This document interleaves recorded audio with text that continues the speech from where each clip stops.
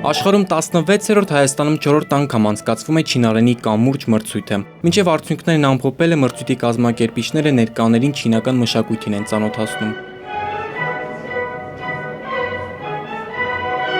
Ռուզաննա Խաչատրյանն արդեն 3 տարի չինարեն է ուսումնասիրում, մրցույթին մասնակցել է, որպեսզի փորձի իր ուժերը։ Նպատակներից մեկը Չինաստան այցելելն է։ Եթե նույնիսկ այս մրցույթում չհաղթեմ, ապա անպայման պետք է նաև այլ քննություններ եւ այլ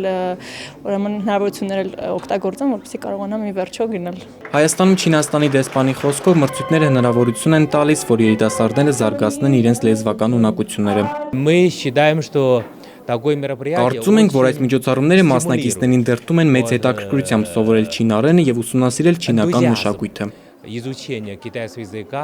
Վերջում ու արարողակարգային բոլոր ատրիբուտներով հայտարարվեցին հաղթողների անունները։